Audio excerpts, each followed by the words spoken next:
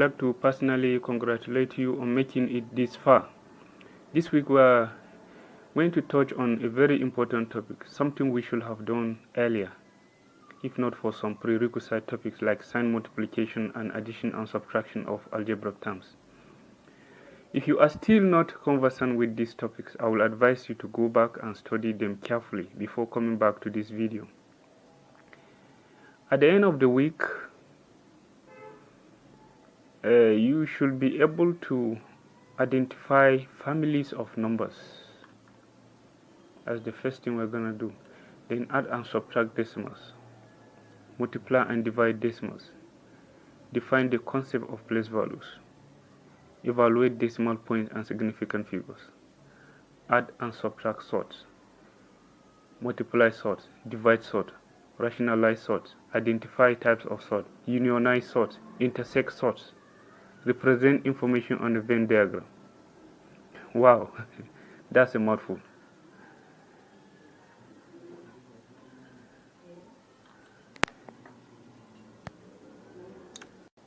Natural numbers. What are natural numbers? They are a basic set of numbers that we use every day. 1, 2, 3, dash. They are all natural numbers. The dash means that the sequence continues infinitely. Natural numbers are denoted by n. So if we write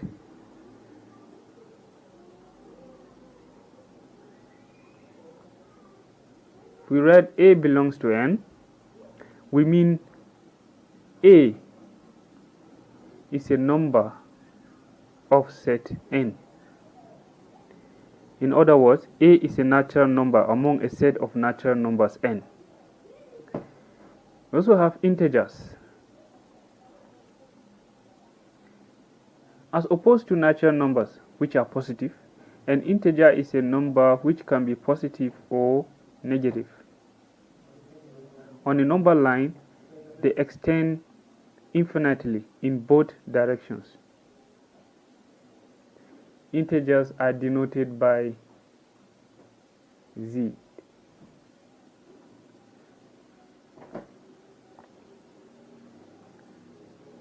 So this is a number line. Hence, the set of all integers consists of 3 parts. Integer is made up of 3 parts. We have positive integers, negative integers. Positive integers move toward the right. Negative integers move towards the left. Then 0. 0 is neither positive nor negative. But when we speak of a set of non-negative numbers, 0 is taken with the positive integers. Let me give you an example. If P is equals to a set of numbers, say 3 minus 2 minus 1 0 5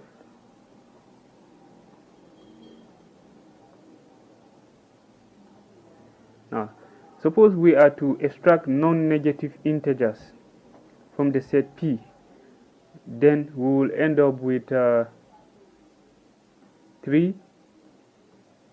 1 oops sorry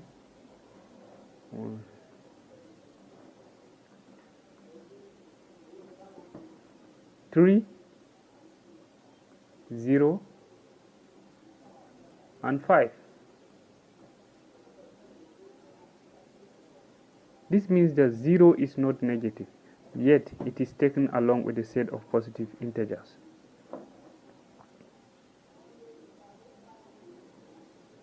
Rational numbers. We extend the range of numbers further by bringing in rational numbers. Rational numbers are fractions. They can be denoted by, say, a over b,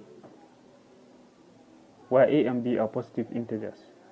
These are some of the examples of rational numbers. So a rational number can be in the form of a over b, where a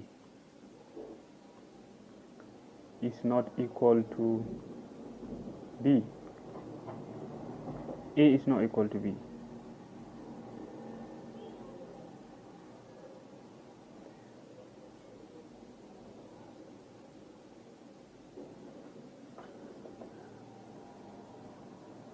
Okay, sorry, let me redo this. Nope. Okay, we can say that rational numbers are in the form of a over b, where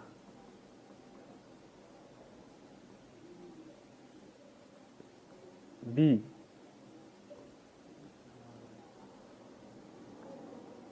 is not equal to 0. What this means is that something like this, 2 over 0, cannot be a fraction. All integers are natural numbers.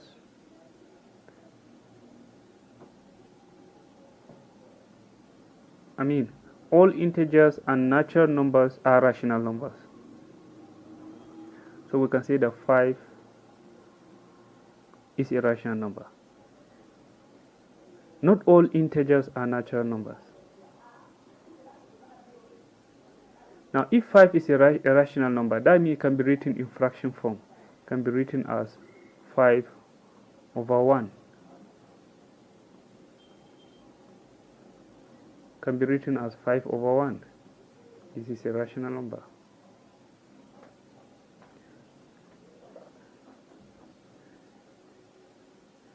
So now this is a number line with only integers and natural numbers. How do we include rational numbers? Rational numbers occur between any two integers. If this is 1 and 2, we can say that this is maybe one whole number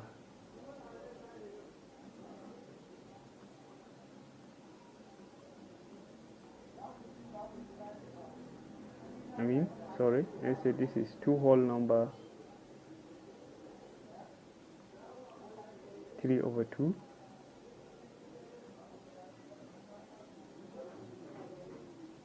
or let's say this is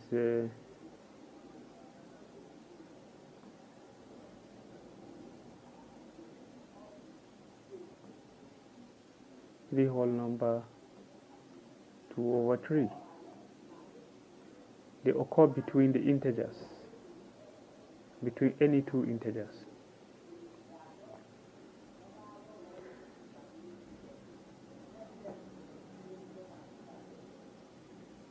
Irrational numbers are not opposite of rational numbers. They cannot be expressed as fractions.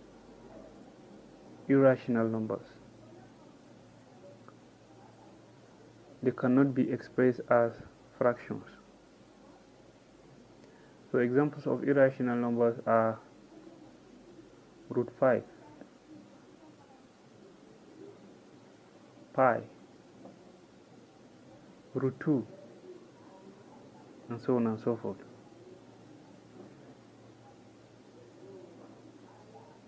We will also talk about prime numbers. All prime numbers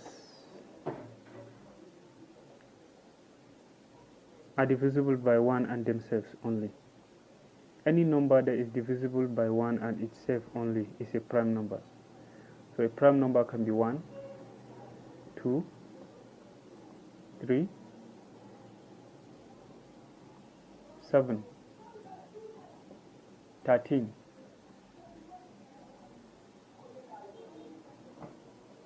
and so on. What this means is that if you divide a prime number by any number other than 1 and itself, you end up with a remainder. Let's look at some examples. Okay, let's pick 13. 13 divided by 2 is equals to 6, remainder 1. So 13 is a prime number because when divided by 2 we have a remainder of 1. The same applies to all other prime numbers. Even and odd numbers. Even numbers are divisible by 2. Odd numbers are not divisible by 2.